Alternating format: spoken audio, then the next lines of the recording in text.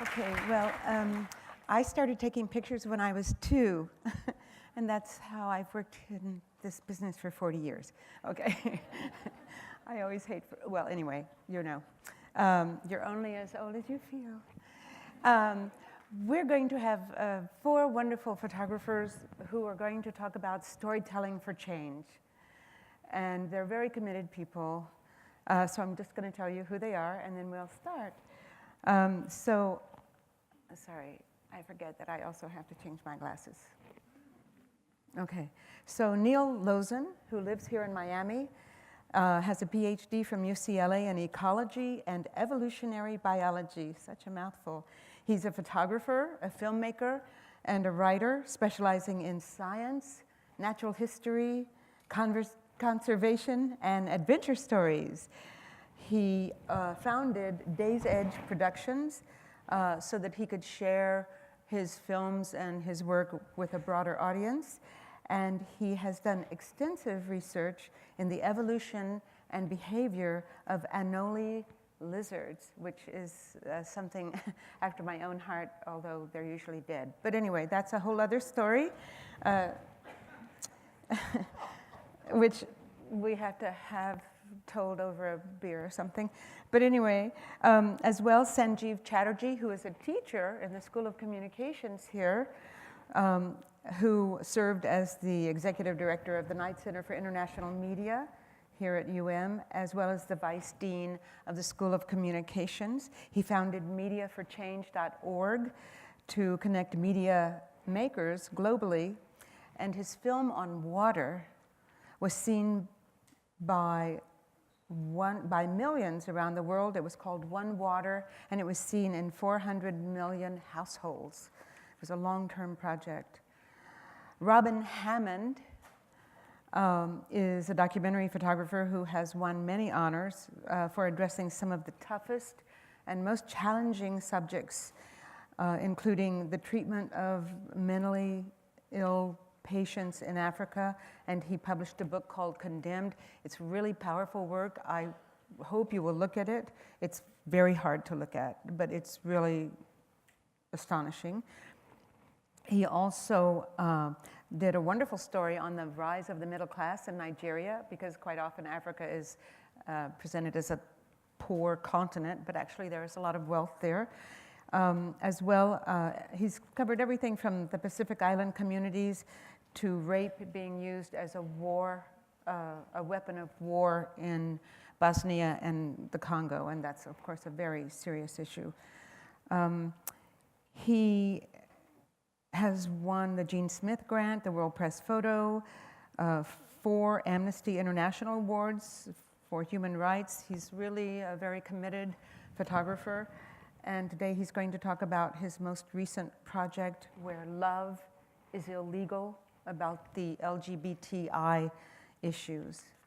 And last but certainly not least is Daniella Zalcman, who is a young photographer who is on fire. She's a multiple grantee of the Pulitzer Center on Crisis Reporting and a fellow with the International Women's Media Foundation. And she is founder of Women Photograph, which is a remarkable database of over 850 women around the world in 105 countries. And she founded this so that picture editors, who tend to hire men photographers more often than women, and sometimes their excuse is that, well, we don't know any women photographers in Abuja, Nigeria. But in fact, there are some. So Daniella compiled this list, and now a lot of women all over the world are getting at least some work and trying to balance the scales. So picture editors, having been one twice, I can tell you there's no more excuse not to hire women photographers who are very talented. And she also was awarded, yay, women, okay. Don't we love being women? Okay. We love it. We like men too, but we love being women. Anyway, she was also awarded the Arnold Newman Prize and the Robert Kennedy Journalism Award, and she has been awarded by the Magnum Foundation, which is also pretty heavy duty. She published a remarkable book called Signs of Your Identity, and she's going to talk about that today. It's beautiful work, and you can really learn a lot from looking at it. So let's have Daniella out here now, okay?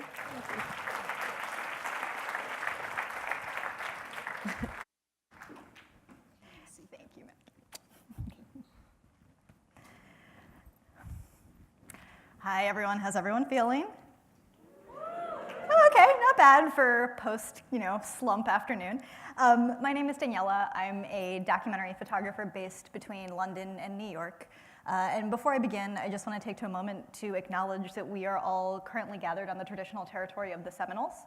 It is standard practice in Canada and Australia now to acknowledge the people who have historically stewarded the land that we now occupy. Nope, that wasn't supposed to happen. And I think that it's high time that we start doing that in the United States as well. I'm not holding out hope that that will become government practice under this current administration, but maybe we collectively can start remembering whose land we stand on.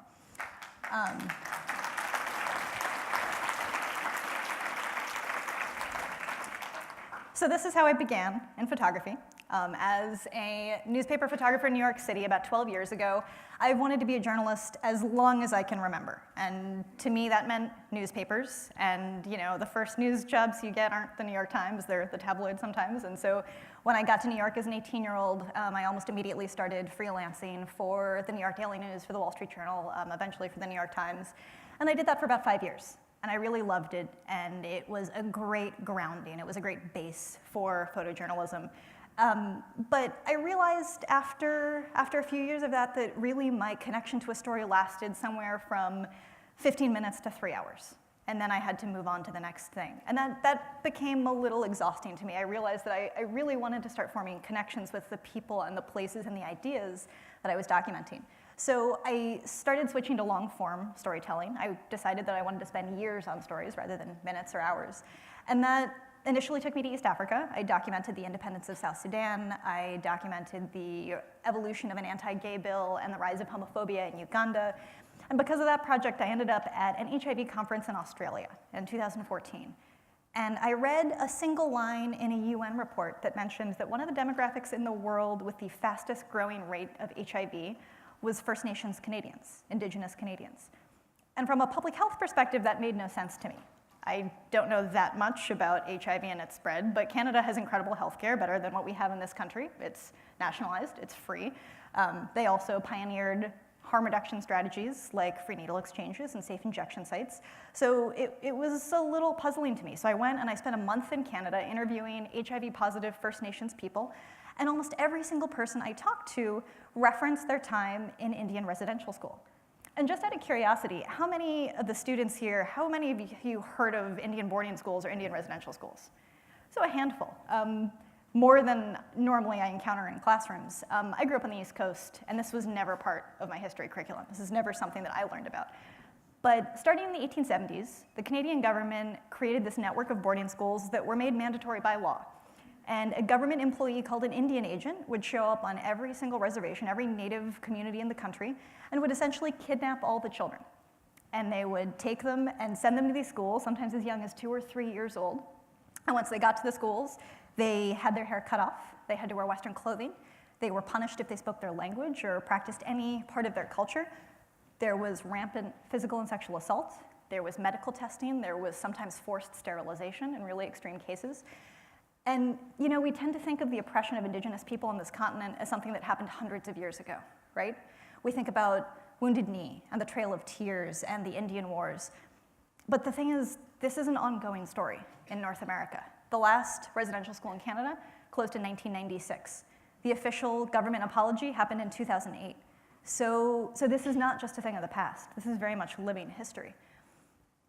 And while I was starting to see in my mind that there was definitely a connection between the public health crisis that had led me to this history, it was just one tiny part of a much bigger legacy. And HIV in the communities I was working in is primarily spread through injection drug use that's connected to opioid addiction. And I was taking those photos at the time, but everyone here, we've seen those photos, right? We've seen documentation of the ongoing opioid crisis in America. We know what those images look like. And unfortunately, the problem is, even though they're true, even though they are an accurate reflection of reality, even though they tell a very important story, they don't always encourage empathy. They don't always encourage us to think about the context behind the photograph, the thing that led up to that moment. And so I had a problem. I needed to come up with a way to photograph this story in a different way. And so what I decided to do is I started creating these multiple exposure portraits of residential school survivors, where I would interview them, I would take their photo, and then based on our conversations, I would look for a secondary photograph that somehow represented either the place where they had gone to boarding school or something to do with their memories there. And for me, that became a better, more coherent way to talk about these concepts of intergenerational trauma and cultural genocide, things that are hard to capture in a still image. This is a photograph that's coming out in a story I photographed for the December issue of National Geographic magazine. And so I teach in high school and middle school classrooms across the country, and one of the first things I'll ask students is, what are the first things you guys think of when you think of Native Americans? And inevitably, the response is almost always Pocahontas, Christopher Columbus, Thanksgiving. And what's the problem with all of those stories? They're all lies, right? You know, that fun Disney movie that we all probably watched as kids, Pocahontas was at most 12 years old. That wasn't a romance, that was by any legal definition rape. You cannot frame Christopher Columbus as having discovered a continent that had tens of millions of inhabitants. Thanksgiving, that meal happened between European settlers and between the native people who resided in New England, but it happened the day after a massacre, after 30 native men were hung in a square. That's the problem with these stories that we're building. And so why is that? Why have we constructed this version of history that is so deeply flawed, that is so inaccurate? And I think part of the problem is that we are not all collectively telling all of our stories, right? Not all of us are making sure that we are all accurately reflected in our version of the history of the United States of North America. And so what happens when only one group of people tells our story? You know, if we look historically in this country at whether it's our history textbooks or our news media or Hollywood films, overwhelmingly those stories for a very long time were dictated by white men, right? And so what happens when different groups of people aren't allowed to be part of that mainstream narrative? Whose stories do we forget? What things do we leave out? What gets forgotten? Stories are so much a part of our existence, right? They're how we remember, they're how we learn, they're how we pass things on from generation to generation. We would be lost without storytelling. And so to only allow one group of people to be in charge of who gets to tell stories becomes incredibly damning.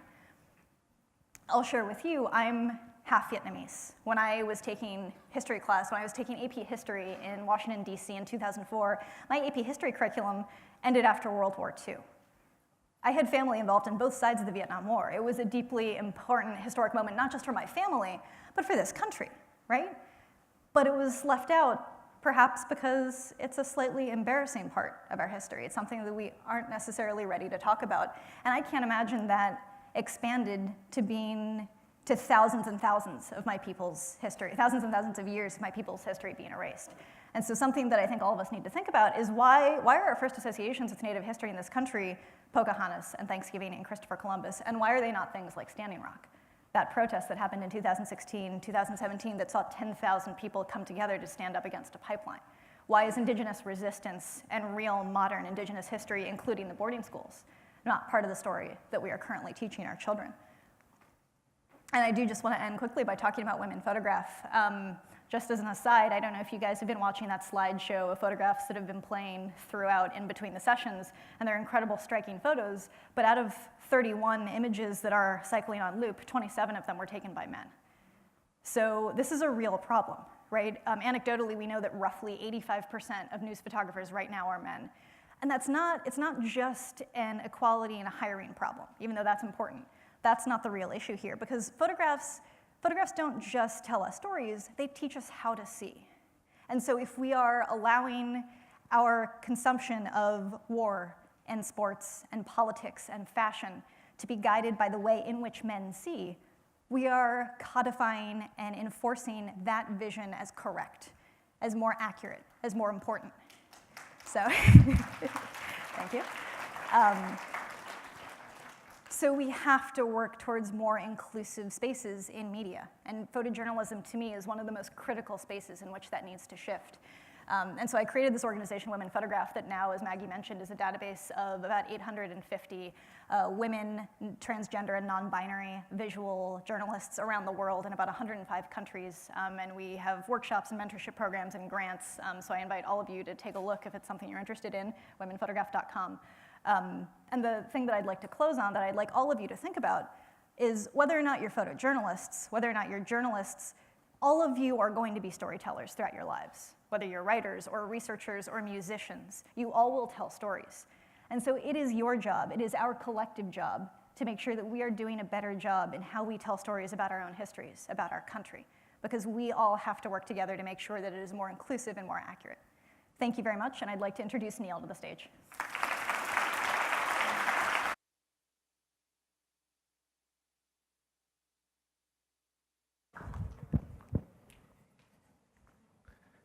All right, I got to find my box here. Hey everybody, thank you so much for coming. My name is Neil Losin. I'm going to be talking about storytelling for a very particular kind of social change, and that's changing the public's attitude about science and scientists. And I hope I can convince you that this is an important cause. So many social scientists and historians tell us that the US is in the midst of a war on science. In other words, powerful corporations and their political enablers are waging a coordinated campaign against science, or at least against certain kinds of science. And these attacks on science could have really profound repercussions for our health, for our children's education, and for the future of the planet. One ray of hope that we often hear is that the general public actually trusts scientists a lot. Scientists like Pardis Sabeti of the Broad Institute, who studies the genome of the Ebola virus. This idea of public trust in scientists comes from data like this from the Pew Research Center. In nationwide surveys, Americans tend to say that they trust scientists more than the leaders of almost any other discipline, except the military, as you can see at the top. Incidentally, elected officials are all the way down at the bottom of the trust scale.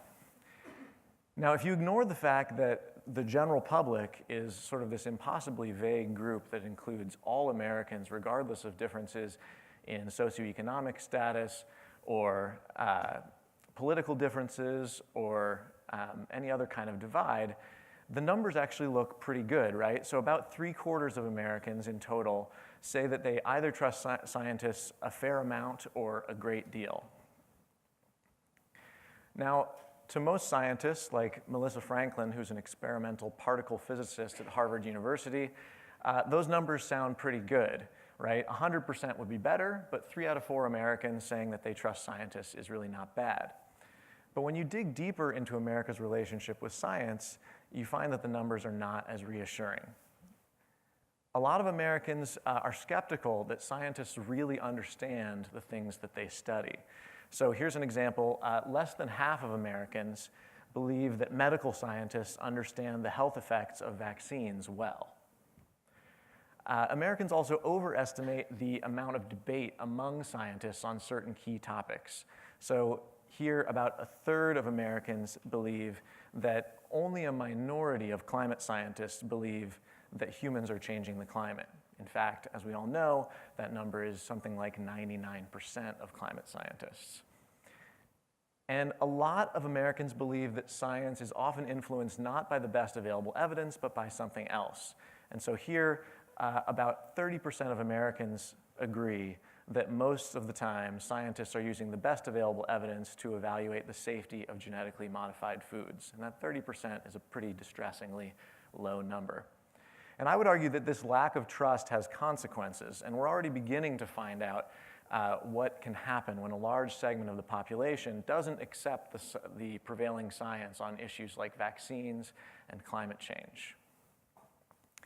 Before I became a filmmaker, I was a scientist. I actually got my PhD studying invasive species of lizards here in Miami, and so this distrust of scientists hits me hard.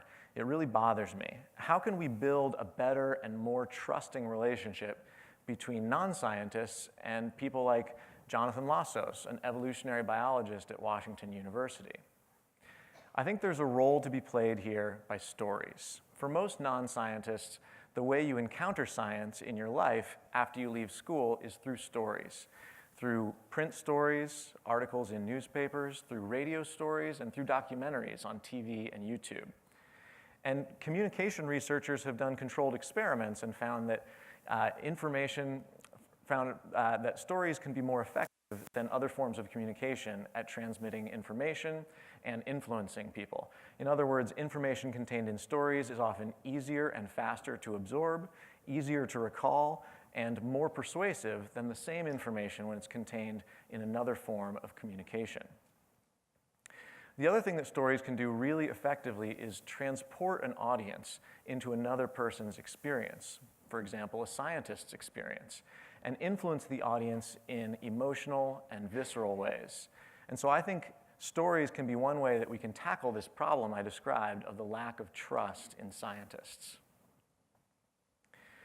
I'm going to briefly describe a case study where we tried to do exactly that. So in 2015, my production company released a broadcast documentary called Islands of Creation, and it aired on the Smithsonian Channel. And the film tells the story of a University of Miami researcher, Dr. Al Uy, maybe some of you guys know him, who tries to understand speciation, or how new species arise, by studying the birds of the Solomon Islands in the South Pacific. And Al studies this wonderful, feisty little bird called the chestnut-bellied monarch, and he's found that changes in a single gene that influence the feather coloration of this bird profoundly influence how the birds recognize each other as members of the same species. And so changes in just one gene can potentially jumpstart the origin of species. Al himself is also not your typical stereotype of a scientist. He's not an old guy, an old white guy in a lab coat, right? He's a young, charismatic guy who grew up in the Philippines. He moved to LA, he became a scientist, and now he studies endemic birds on some of the wildest islands on Earth.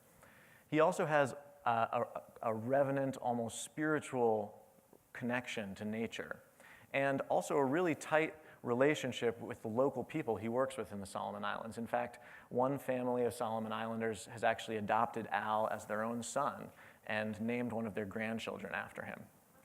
So it's a cool science story with a great scientist character, and we thought the story provided a great opportunity for us to test the idea of whether we could influence not only an audience's content knowledge about a topic, in this case speciation or the origin of species, but also their attitudes about science and scientists.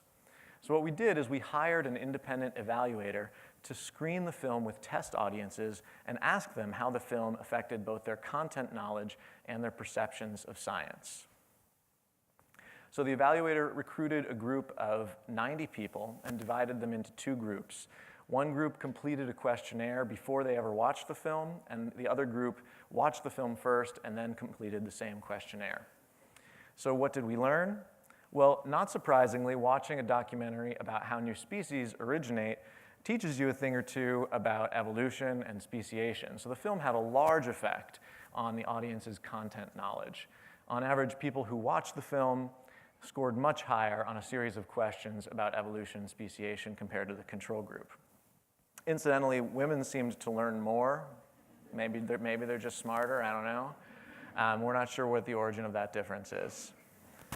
But what about their perceptions of science, right? That's the key here. We had a series of 7 items in the questionnaire that were designed to reveal the audience's attitudes about science and scientists. They were asked basically to rate the extent to which they agreed with a series of statements. Like, for example, I personally think that science is extremely valuable for society. Or, scientists are continually building reliable information about the natural world. Or on the flip side, I personally believe that scientists are boring. And when we combine the audience's responses into a single science perception score, we found that watching the film did have an effect on people's perceptions of science. It's not as robust, it's a little bit more subtle than the effect on their content knowledge, but it's still significant. Those who watched the film before completing the questionnaire scored higher by about half a standard deviation compared to those who didn't watch the film. And that's roughly, for comparison, about the difference between going from the 50th to the 70th percentile in your attitudes about science and scientists. So we showed, in a small way at least, that telling a good story, a story that contains real science but also highlights the human side of scientists, can help build an audience's science knowledge and improve their attitudes about science. So moving forward, I think that these kinds of experiments are really important because they can help us understand what works and what doesn't in our storytelling. I just got back this morning from a shoot in California. If I'm not making any sense, it's because I came here on a red eye this morning. I came back from a shoot in California that's part of a new project. So with funding from the National Science Foundation, we've partnered with the outdoor brand REI and the Howard Hughes Medical Institute, which produces classroom educational videos. And what we're doing is we're producing stories about a pair of scientists who are also ultra runners and whose athletic endeavors inspire the research that they do on extreme animal physiology. And we're going to be doing experiments with HHMI in classrooms to see whether priming students with a film about these guys and their ultra running and their athletic endeavors actually improves student learning when you get to the stuff that's maybe a little bit more boring and challenging, like the molecular biology of extreme animal physiology. And hopefully we'll be seeing the fruits of this collaboration really soon. Basically, can we make scientists look cool and improve student learning about scientists as a result?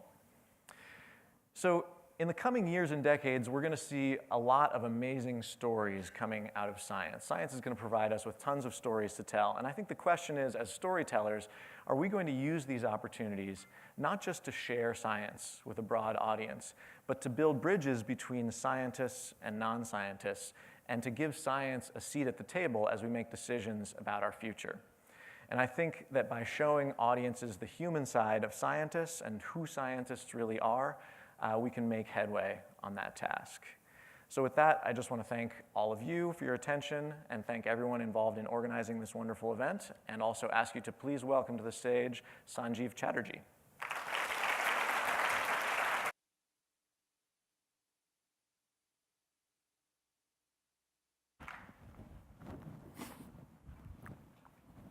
I can't find my spot.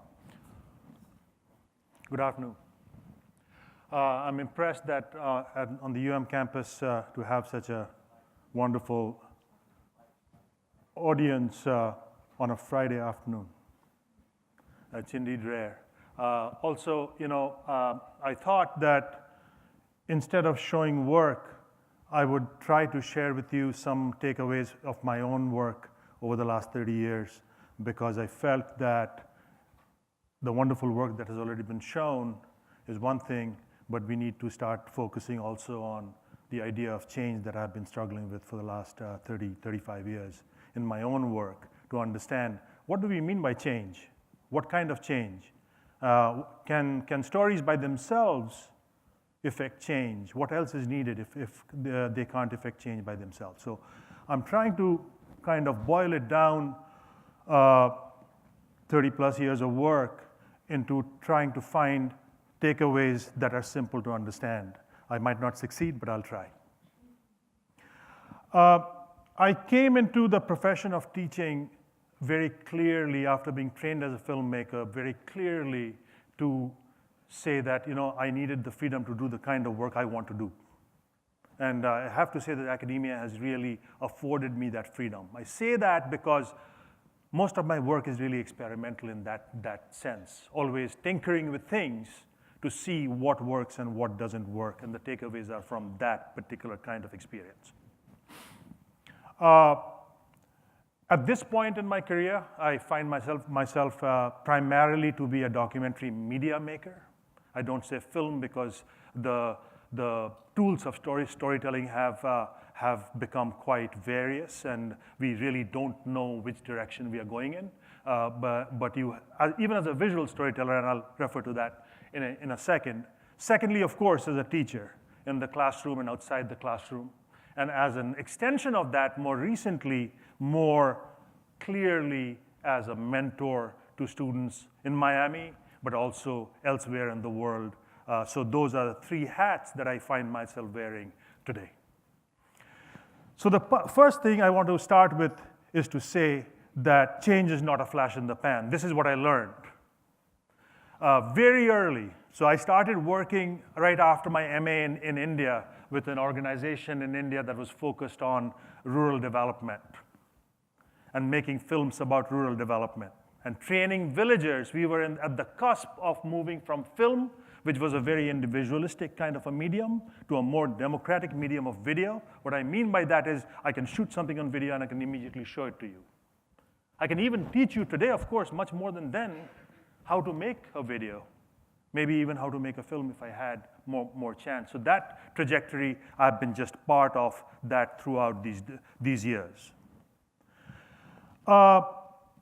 In my first year of employment as an apprentice filmmaker, my organization organized this workshop. A workshop for quarry workers in the hills of India. And we called all the quarry workers after their work, and we settled in a big circle in the field outside the guest house that we were living in. And we had 3 JVC KY 300 cameras, bright orange cameras, huge, this big. And we were basically filming people introducing themselves. So there were facilitators from the city. They would say, well, you know, my grandmother grew up in a village, and I went to the village to visit my grandmother. This was my sense of the village, and this is what I took away from the village life, and might pass to the next person.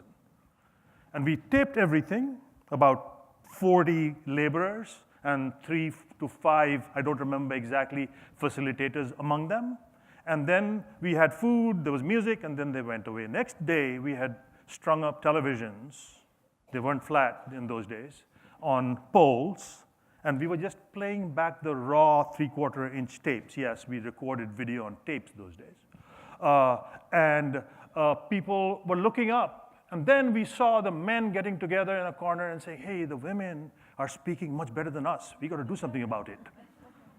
And then the men rehearsed stuff for the second day, and we recorded that. And for 5 days, we went on doing this exercise. On the 6th day, we called all the top officials in the city and set up a stage like this, gave them a nice canopy, and they sat on the chairs.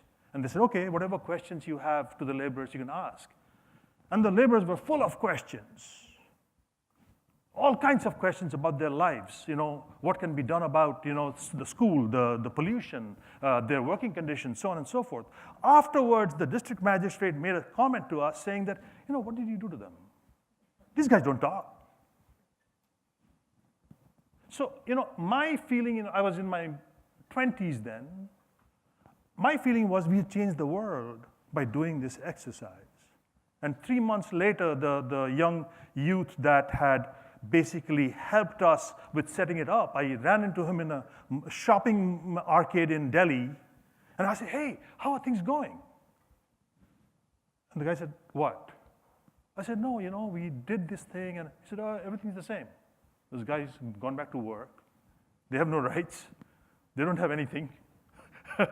It's the same thing. It was just a fancy thing that we did, and it was done. That was just an event in their life. So this is why I say that change is not a flash in the pan. What does it take to bring about change? And this is particularly aimed at the students who are here today, that we must think through. And I'm an independent. I don't really belong to the industry, although I do work for the industry. I'm from academia. The industry sometimes lets me in, despite my strange ways of experimenting with things. I feel that what this kind of a career has given me is the luxury to think through what are the simple steps we can take, and at least try to take, to effect change and have an impact. So that's why I want to talk about things I want to talk about. But first, change what?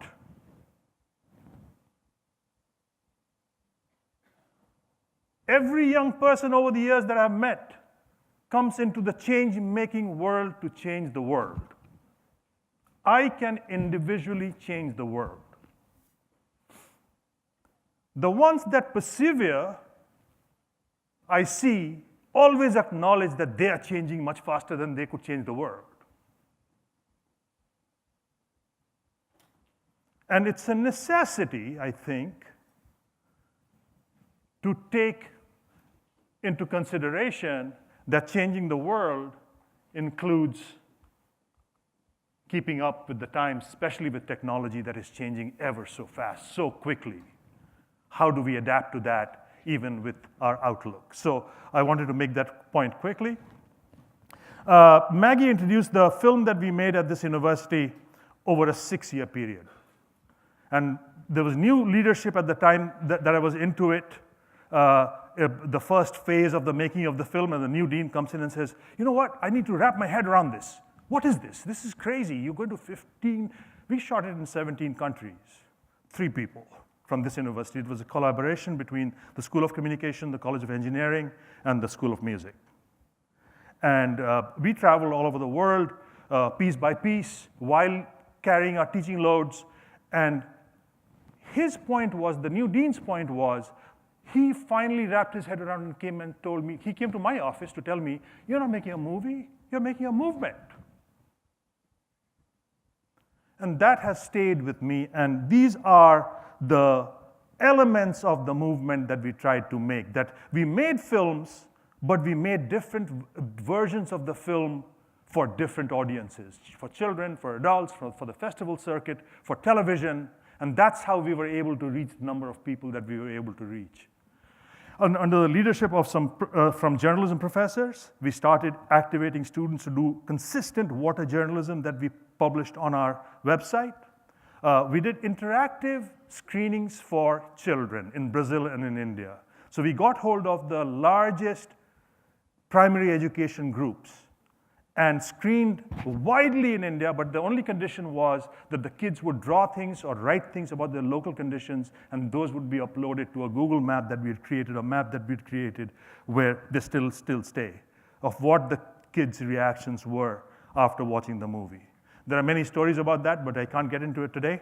And then, of course, through a partnership with the Independent Television Service, we made national broadcast films in 4 countries, Colombia, Bahrain, India, and South Africa.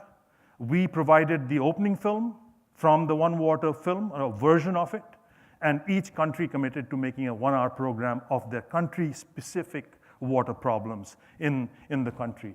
And then we got into a partnership with the School of Education and created a full water education for high schools, a curriculum that was translated into many languages. So this was the model that we followed at that time. Media for Change is an organization that I founded 3 years ago, essentially to look at how we can connect with young people around the world who identify themselves as media change makers, and how can then that network work together to make things without burning jet fuel. And we are in the midst of this experiment. As a teacher, I continue to kind of try to build bridges through visual storytelling.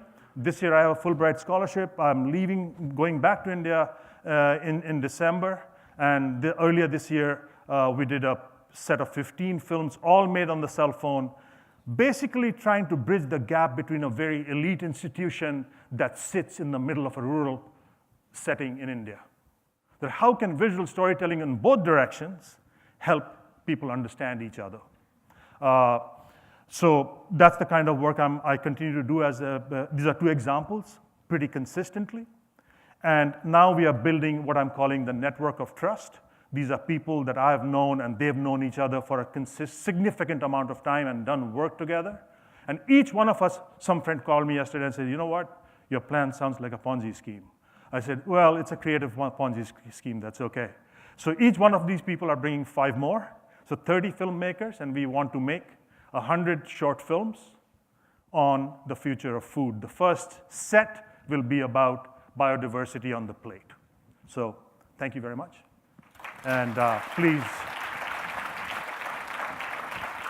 please welcome Robin.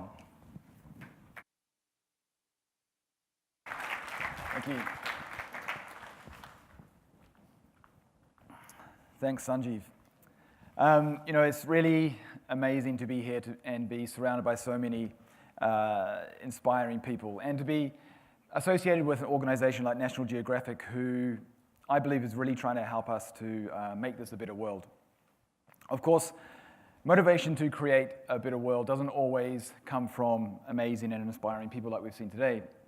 We're also motivated to create a better world by the worst of humanity.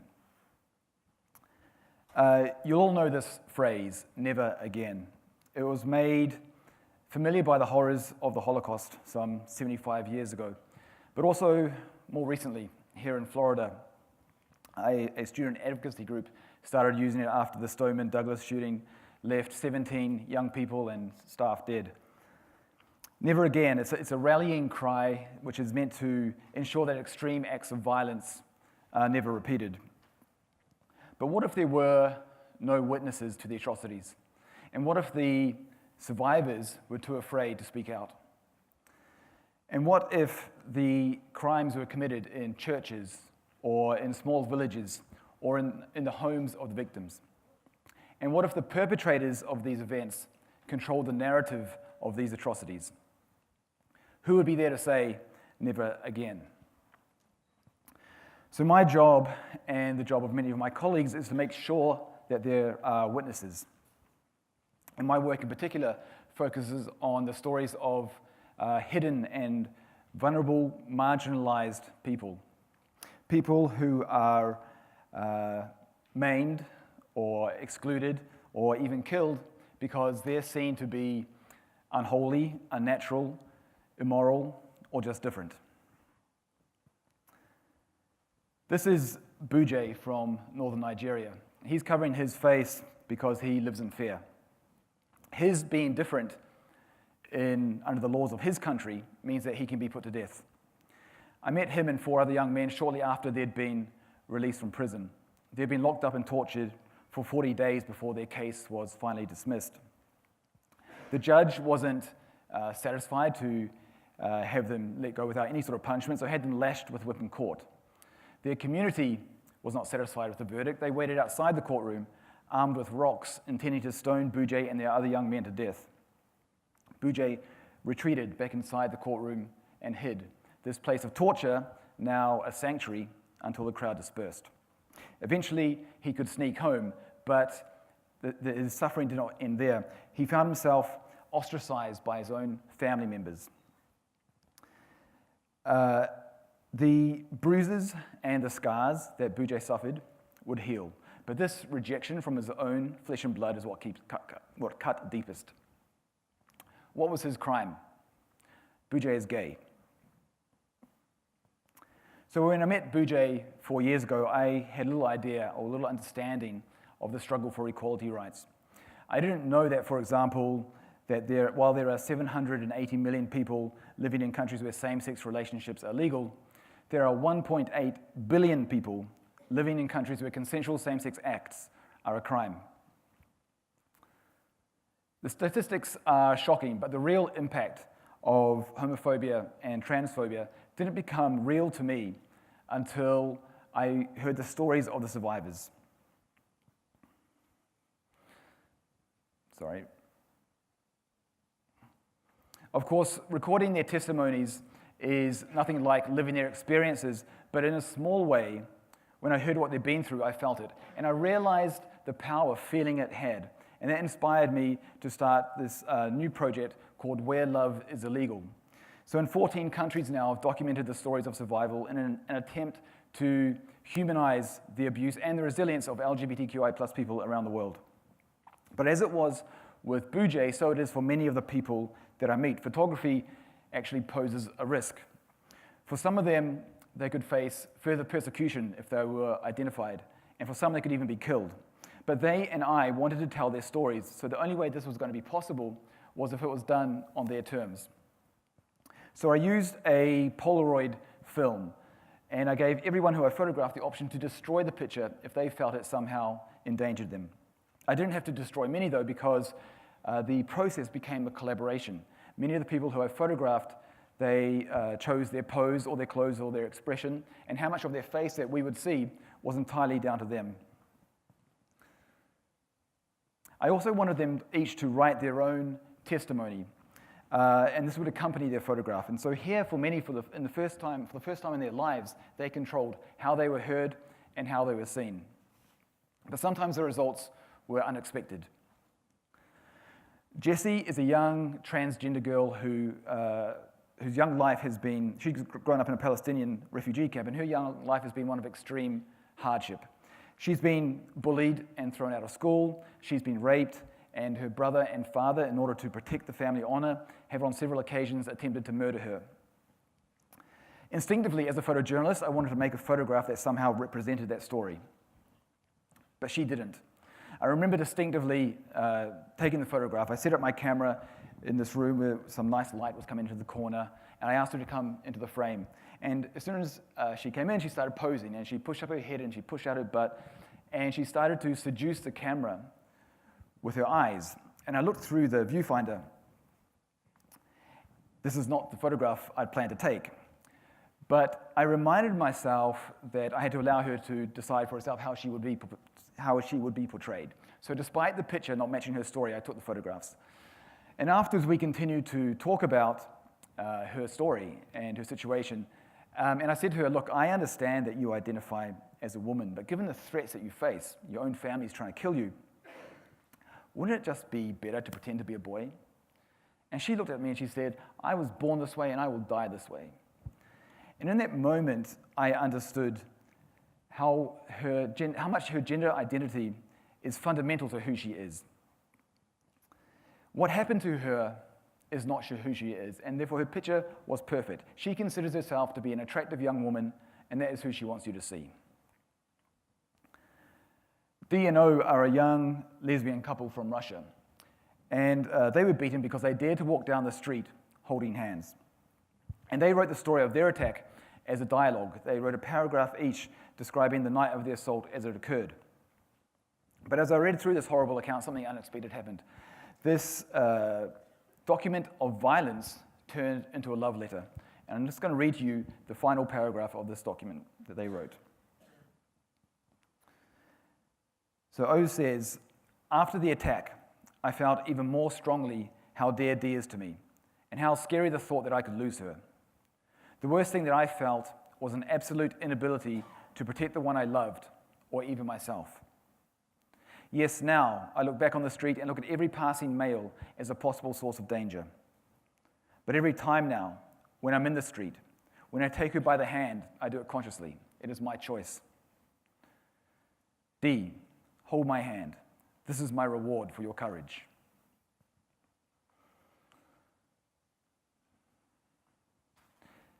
Hate and love, rejection and resilience, running away from bigoted families and into the arms of those bound together through their persecution. These are the opposing themes that run through many of these stories. But I've been asked before, and this is a fair question, what my role in these stories too, and as an outsider, what right do I have to tell them? So I'm from a part of the world, an ethnic group, a social class, and a gender that allows me a voice denied to many of the people that I meet. And I'm very aware of that privilege. But I also have this belief that with privilege comes responsibility, and in this case, an obligation to ensure these hidden people are seen and their silenced voices are heard. Voices like that of Sally from Syria, who fled ISIS when they started throwing gay men and trans women from the tops of buildings. And Bobby and Persian from Jamaica, who faced violence on the streets of Kingston. And Millie from South Africa, strangled and raped. And Khalid, who fled Iraq after he found his lover decapitated. And Kutesa, a trans woman living in a refugee camp in Kenya, who was viciously beaten in the very place she sought sanctuary. Homophobia and transphobia are very violent kinds of bigotry. But there is a more insidious, silent killer. To be LGBT in many parts of the world is to be desperately poor. Thrown out of jobs and schools, abandoned by families, many end up on the margins of society. I sat with B, my arm around him in the tin shack that was his home, while he wept over the man he dreamed of marrying, a man who is now dead. He told me how it was a first sight love, of his apprehension of introducing his partner to his family, of running away from the mob who tried to kill them at their engagement party, and of his lover being stabbed in the chest. And he wept because his heart was broken, and he wept because he was too poor to pay his rent and would be evicted any day, and he wept because he saw no future. And in the end, this lovely man died because bigotry made him too poor to be able to access the medical care he needed. One of his friends informed me of his death, and he told me that there was nothing to remember me by except for his story, and he begged that I tell it so that we would remember B, even if it was only a sad memory. So every opportunity I get, I tell the story of B and hope that his memory can live on and the tragic story of his life can help to save the lives of others in his situation. And there are many, many others. Around the world, there are thousands of Bs and Sallys and Kutesses. But I don't want you to leave here thinking that the fight for equality is something that has to happen somewhere else. So I'd like to introduce you to Avery. Avery is the first transgender person to be on the cover of National Geographic. She's from Kansas City. The gender issue was one of the most popular and the most controversial of National Geographic's issues in the last 10 years. And the controversy made it clear to me how much work there is to do, even here in this country. Because here, the average life expectancy for a trans person of color is 35. Here in this country, 40% of homeless youth identify as LGBT. And here, in this country, in many states, you can still be fired for who you love. And here, a brave little girl caused an uproar because she no longer wants to pretend to be a boy. Avery's voice is one of many stories of survivors of bigotry crying out to be heard. And they ask of you that you do not cover your ears or close your eyes, because if you do, there will be no one else to see. And if you do, who will be there to decry the slow death of exclusion, the violence and trauma of rape, the brutal acts of murder, and who will be witness? And who will be there to say, never again? Thank you.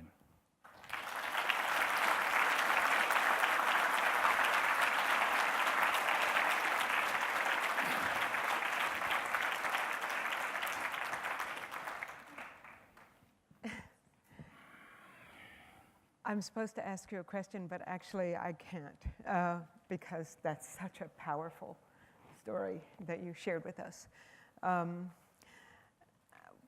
What made you, well, first I want to ask the audience a question. I think this was maybe a remarkable story to end on. I almost don't want to ask any more questions, but I'm speechless, and actually that's strange for me. But so I would like to ask the audience, and you've been a great audience and you've been sitting for a long time, but how many of you really think that photography can create change for the better? I'd just like to see your hands. Just hold them up. Okay. Do you think that what Robin showed you today and told you about, do you think that maybe this has changed some minds in this audience, or that work like this, which is collaborative, by the way, and very importantly so, can change other people's minds? How many of you think that? Okay, they're very optimistic. With a solution. I can talk to that, yeah. Yes. No, and I absolutely agree. And I think that, you know, it's really great to raise awareness, but then for what? For what purpose? And I think that it's really important that us as storytellers, if we want to really move and inspire people, you have to be able to give them an opportunity to be able to take action as well. And I started an organization called Witness Change, just with that in mind. It's like, what is the measurable difference? How can we move the needle? I think, and raising awareness, especially for marginalized groups, is really important, because often, as Daniella pointed out, they don't have a stake in the stories, and I think that we need to give them that. That in itself has value. But I absolutely agree with you. We need to be able to provide solutions for people so that if they do want to be engaged, they can be. That was a very good point. that was a very good thing to ask. Well, I guess we're going to try to keep this pretty short because we've been here a long time. But if the other storytellers would come out.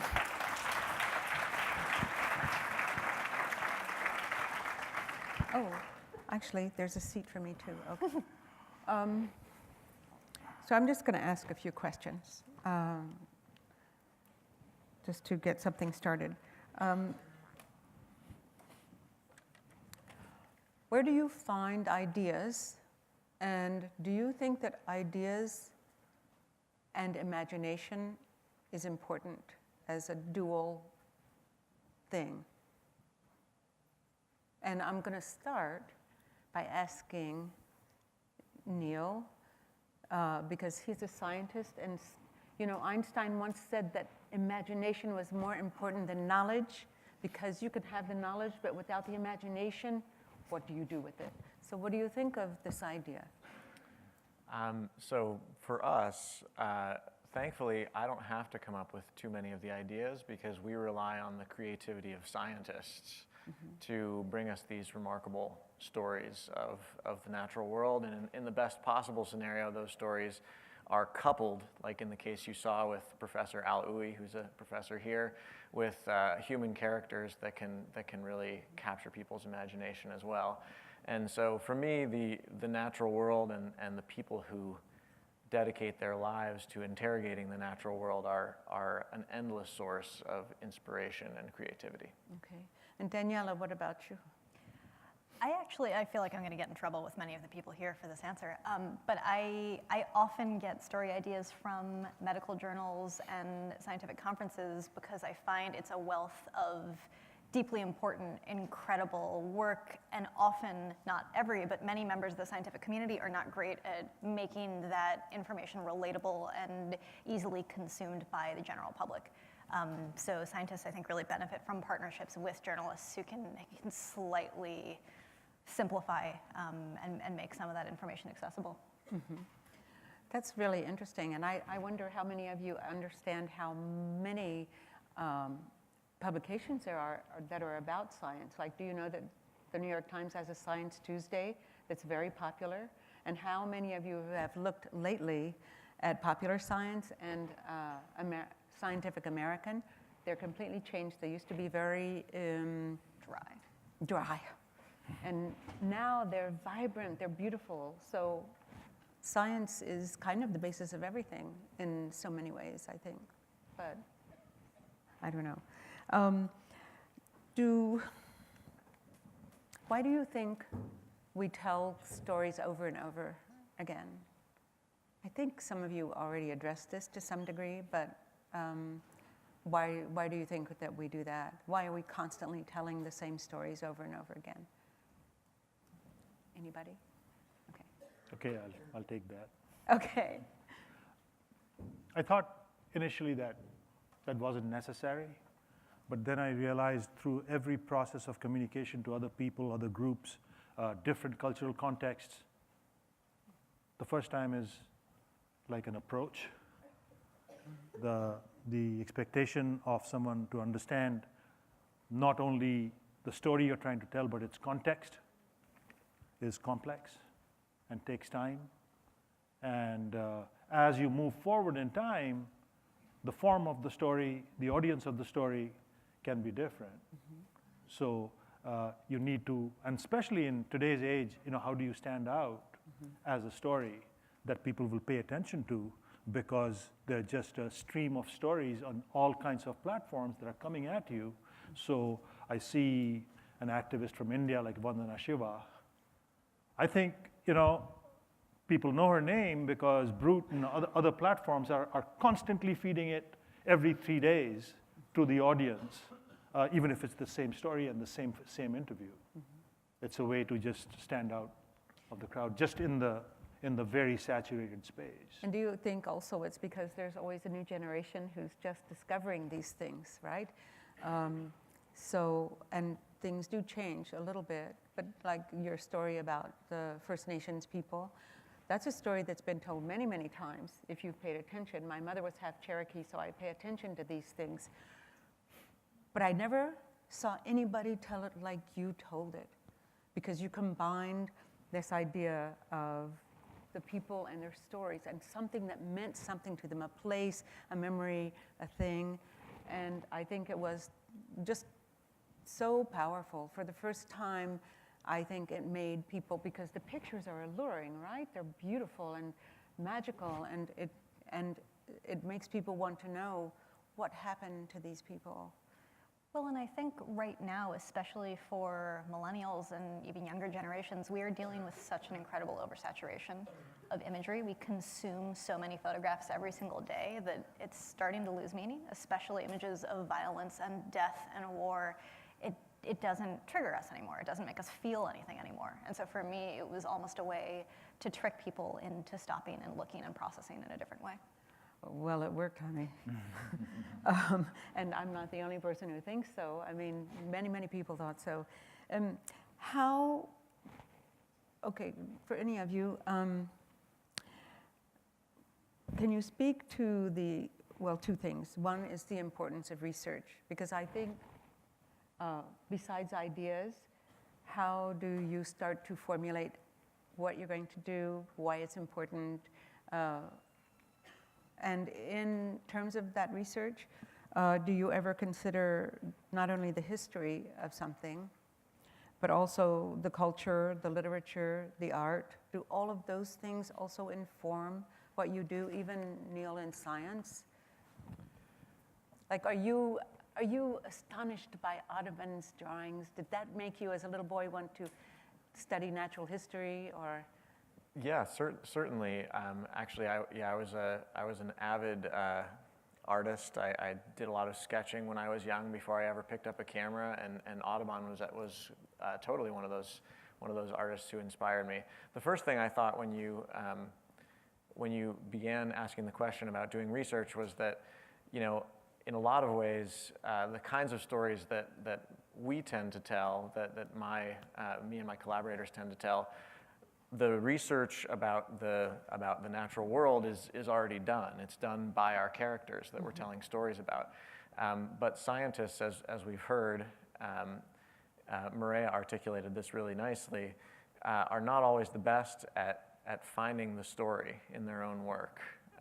And so I find it's often my job as a storyteller to do the research on the scientists, not on what they're studying, and figure out where the narrative thread is in the scientist's story that's going to connect people with both that person and the work that they're doing. And so it takes a little bit of investigation on my part to figure out who this person really is, and not what the content is that they want transmitted to the world, because every scientist wants to share their story, but what the story is that's going to bring that message out to an audience. I thought what you talked about, Robin, which was collaborating with people, because I know coming up in journalism school, we were always taught to be objective, which is, of course, impossible and boring as hell. So, we should feel passion, right, for what we're doing. So, and this idea of collaborating, and all of you collaborate with your subjects, right? Do you think with the people that you photographed for this project, that there's also a bit of fantasy in terms of, for example, you let them show you how they feel and who they are?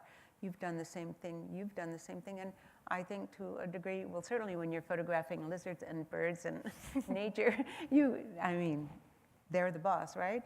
But does that ever occur to you that, like, I'm not sure I'm articulating it very well, but there's something so important about how people see themselves, and sometimes that borders on fantasy, I think, which is not a bad thing. And maybe we all have that, right?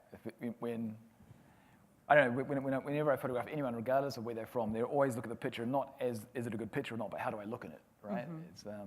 But I think also when it comes especially to people who are marginalized, who don't have, necessarily have where the narrative of their lives is being controlled, especially by elements who are hostile towards them, I think to be able to give them an opportunity to have, to be part of the process of how they are seen and heard, I think that's important. And you know, and the testimonies they write, I mean, they are factual, but sure, I mean, when I ask them how we should work together to create their photograph, I'm quite sure they're thinking about what is my best side or how can I look hot. Okay, and we don't have too much time left, but so let me ask you this question. Why is listening first important, and how long do each of you listen to somebody you're going to photograph before you photograph? So I think I will often, especially if I have the time and the luxury, which is I think why long-form journalism is so important. If you are able to get to that point, I will often spend days to a week with someone I intend to photograph without taking a single photo. I make films, so I won't shoot anything the first couple of times we meet, but I always carry the camera. Okay. Because my intent is clear, but I don't record anything till. It's a wonderful luxury when you can do that, and whenever possible, I think that's the desired approach, is to really learn who a person is before you try to portray them, and by necessity, portraying somebody in a film or in a photograph is sort of an abstraction of what that person really is, and so I think in order to honor that person, it's good to spend time with them. The reality is, you know, you might get hired by a client who gives you 3 shooting days to capture a whole story, and you just have to hit the ground and start shooting. Right. But you try to do your best. I'd like to make a point about the research question that you had. So I think in my process, if I'm doing something independently, the idea comes from seeing something, someone saying something, something you read, and it connects to a context of something that is going on in the world. The research really is to make that connection work. It's true. That's what the research is really about. Yes. To make it work. That, okay, now find out the information. You see a story, but the story gets fleshed out in the process of really digging and finding research and making the connections. And I wanted to mention that because with younger photographers and storytellers, they get these big ideas, but they don't tend to focus them. And one of the ways to focus them, I think, is by listening first. We're so impatient to get the picture. We can learn so much about the people and make a better picture and tell a better story. And all of these people do that. And that's why they do things that can change. Even one person's mind in this audience can be changed because they listened first before taking pictures. And I think that's so important. So be patient and learn from the people that you're photographing, because that's the only way you can really make change. We're going to have to stop now because you all are so tired of being in this room. But I just want to say one other thing, which here's the commercial at the end of the day. We all go all over the place, and especially if we work for National Geographic, and you have no idea how many times those of us who are fortunate enough to do that, our people say to us, oh, it's always been my dream to work for National Geographic magazine. So I want to say this to you, future storytellers. If you want to work for the magazine, support it. Support it, because you need to subscribe. I've been a subscriber for 35 years. I pay so I can see the print, because the online experience is one thing, but you have to see this magazine in print, and you have to become a student of it, because in print you see how pictures are used, how they're laid out, what kinds of pictures are used. Online it's just a slideshow, right? Isn't that nice? But when you see this beauty in print, it changes you. So if you want to work for National Geographic, subscribe while you're still a student. I think you get a discount. So do it. And thank you so much. All right, sorry. Thanks, Maggie.